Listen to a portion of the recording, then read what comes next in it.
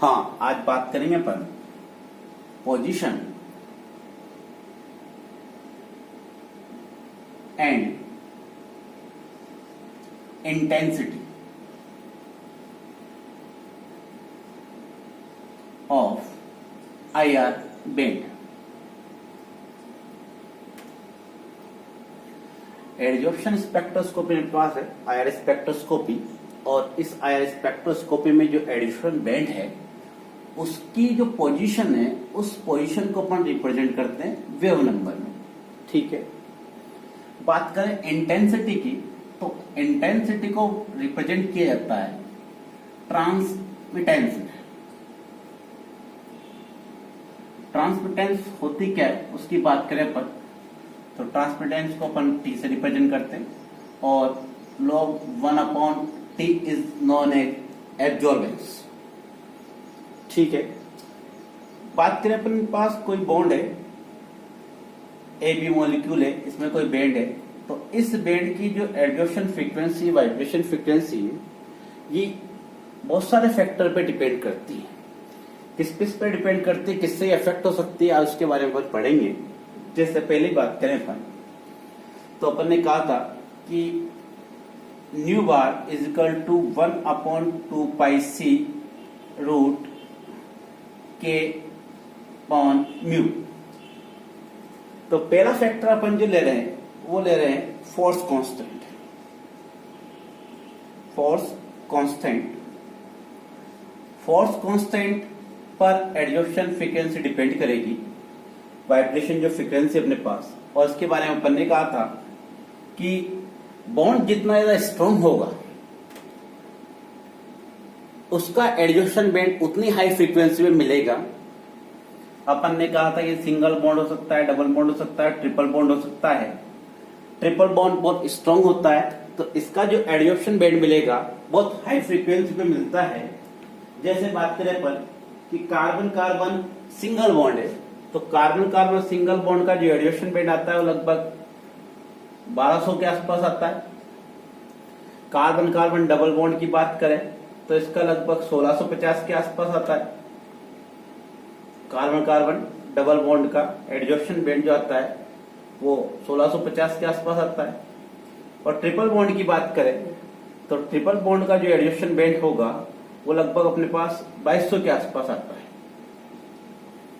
तो अपन देख रहे हैं यहाँ कि फोर्स कांस्टेंट की वैल्यू हाई होती है, ट्रिपल बॉन्ड में स्ट्रॉन्ग बॉन्ड होता है। स्ट्रॉन्ग बॉन्ड होने के कारण एडजॉर्प्शन जो बैंड आएगा वो हाई फ्रीक्वेंसी पर अपन को मिलता है।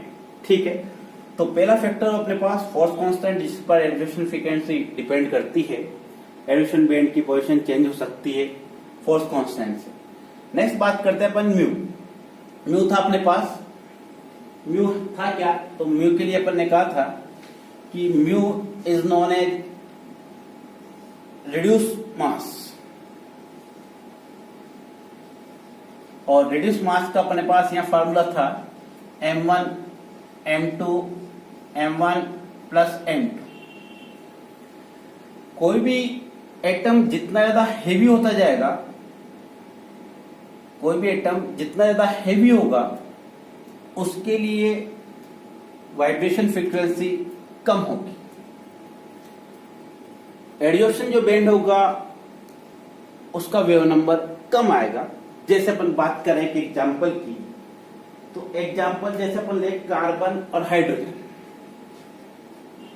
कार्बन और हाइड्रोजन में ये बॉन्ड है और इस बॉन्ड का जो वेव नंबर है वो लगभग आता है अपने पास एडजॉर्प्शन बैंड 3000 सेंटीमीटर इनवर्स पे। अगर इसी को अपन चेंज कर दें और चेंज कर कार्बन कार्बन, पहले हाइड्रोजन टेस्ट था, अब क्या टेस्ट कर दिया अपन ने, कार्बन हेवी ज्यादा होता है। हेवी ज्यादा होने के कारण इसकी वाइब्रेशन फ्रीक्वेंसी क्या होगी, कम होगी, और इसका बैंड कम फ्रीक्वेंसी पे मिलेगा अपन को। तो ये लगभग अपने पास आता है 1200 के आसपास। 1200 सेंटीमीटर इनवर्स पर एडजॉर्प्शन बैंड प्राप्त होगा अपने पास कार्बन कार्बन सिंगल बॉन्ड का। इसी प्रकार अपन बात कर सकते हैं, एक और एटम लगा दे इसमें, जैसे ऑक्सीजन। ठीक है, पहले हाइड्रोजन था, फिर कार्बन था, फिर ऑक्सीजन। हेवी एटम होता जा रहा है, एडजॉर्प्शन बैंड कम तरंग दैर्ध्य प्राप्त होता जा रहा है अपन को। जैसे कार्बन ऑक्सीजन की बात करें तो इसका जो रेडिएशन बैंड आएगा वो अपने पास आएगा 1100 के आसपास। तो रिड्यूस मास भी रेडिएशन बैंड की पोजीशन को अफेक्ट करता है। नेक्स्ट अपन बात करें तीसरा पॉइंट,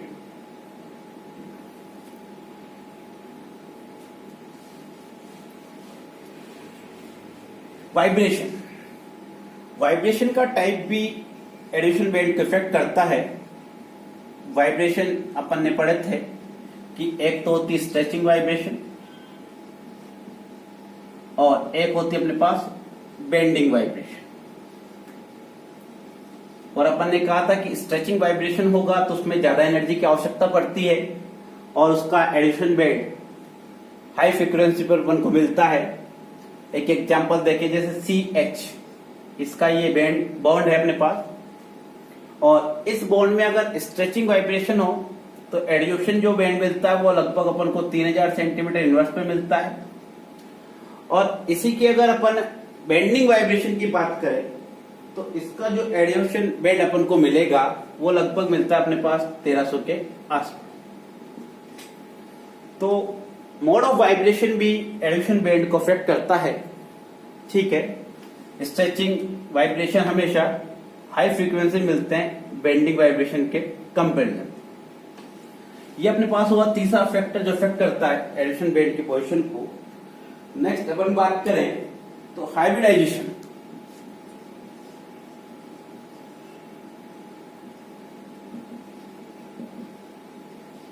हाइब्रिडाइजेशन से भी इफेक्ट होता है। कहा जाता है कि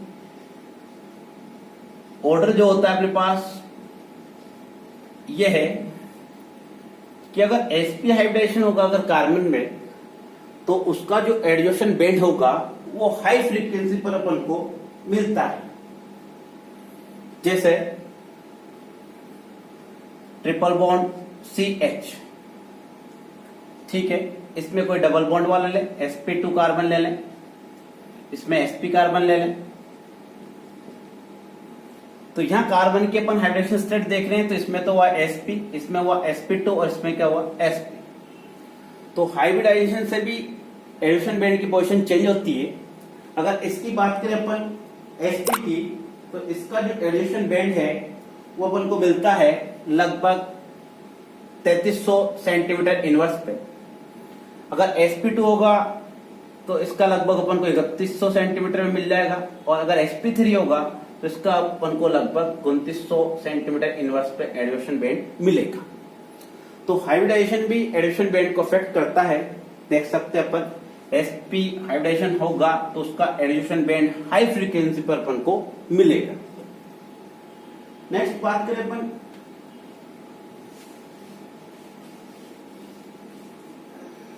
कॉन्जुगेशन की।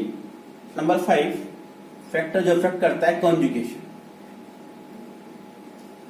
कहा जाता है कि अगर कॉन्जुगेशन होगा तो रेडिएशन जो बैंड होगा वो लो फ्रीक्वेंसी पर मिलता है। जैसे अपने पास ये कार्बोनिल ग्रुप है और इस कार्बोनिल ग्रुप का जो रेडिएशन बैंड है वो अपन को मिलता है लगभग 1720। CO जो ग्रुप है उसके लिए जो रेडिएशन बैंड मिलता है वो 1720 सेंटीमीटर इनवर्स पे मिलता है।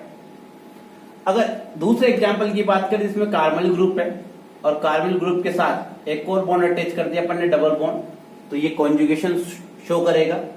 और कॉन्जुगेशन शो करेगा तो इसका जो रेडिएशन बैंड है वो अपने पास लो फ्रीक्वेंसी पर आएगा, और ऐसा होता भी है। ये लगभग अपने पास मिलता है 1700 सेंटीमीटर इनवर्स पे। तो अपन कह सकते हैं कि कॉन्जुगेशन बढ़ने से रेडिएशन जो बैंड होता है वो लो फ्रीक्वेंसी पर अपन को मिलता है। नेक्स्ट अपन बात करें प्लस आई इफेक्ट की। प्लस आई इफेक्ट के कारण भी रेडिएशन जो बैंड होता है वो लो फ्रीक्वेंसी पर खिसक जाता है। जैसे इंडक्टिव इफेक्ट, प्लस आई की बात कर रहे हैं, प्लस आई इंडक्टिव इफेक्ट। जैसे अपने पास कंपाउंड एक फॉर्मेल्डिहाइड, एक अपने पास एसिटाल्डिहाइड, एक अपन ले लें एसीटोन। तीनों में अपन कार्बोनिल ग्रुप के रेडिएशन बैंड की बात कर रहे हैं। तो कहा जाता है कि फॉर्मेल्डिहाइड में जो कार्बोनिल ग्रुप का रेडिएशन बैंड आता है वो आता है अपने पास लगभग 1750 सेंटीमीटर। फॉर्मेल्डिहाइड में ये हुआ, लेकिन एसिटाल्डिहाइड में एक CH3 ग्रुप एंटर करा दिया अपन ने, और इसका कौन सा इफेक्ट होगा? Positive I. Positive I effect होने के कारण एडिशन बैंड थोड़ा कम वेव नंबर पे अपन को मिलता है, और वो लगभग मिलता है 1745 सेंटीमीटर इनवर्स पे।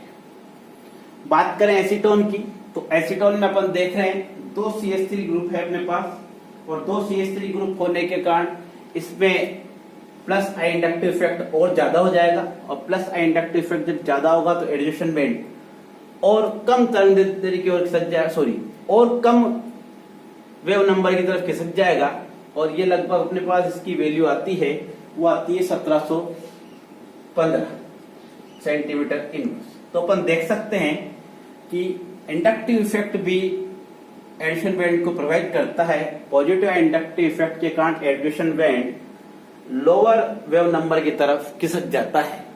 ठीक है, नेक्स्ट अपन बात करें एक हाइड्रोजन बॉन्ड की। तो हाइड्रोजन बॉन्ड भी एडिशन बैंड को इफेक्ट करता है। कैसे करता है उसकी बात करें। हाइड्रोजन बॉन्ड की बात करें तो 2 टाइप का हाइड्रोजन बॉन्ड होता है। एक तो अपने पास होता है इंटर मॉलिक्यूलर हाइड्रोजन बॉन्ड,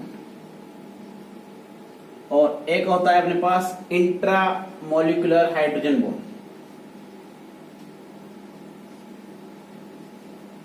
कहा जाता है कि इंटर मॉलिक्यूलर जो हाइड्रोजन बॉन्ड है उस पर कंसंट्रेशन का इफेक्ट होता है, और कंसंट्रेशन यदि आप कम कर दें तो addition band higher wave number की ओर खिसक जाता है। जबकि इंट्रामोलिकुलर हाइड्रोजन बॉन्ड की बात करें तो इस पर कंसंट्रेशन चेंज करने का कोई इफेक्ट नहीं होता, और वेव नंबर भी वही रहता है। तो आईआर स्पेक्ट्रोस्कोपी में एडिशन बैंड की बात करें तो अगर इंटरमोलिकुलर हाइड्रोजन बॉन्ड होगा तो उसका addition band higher wave number पे अपन को मिलता है, हाई फ्रीक्वेंसी पे अपन को वो मिलता है। तो ये अपने पास इफेक्ट हुए एडिशन बैंड कहां अपन को मिलता है, कौन कौन से फैक्टर्स को अफेक्ट करते हैं।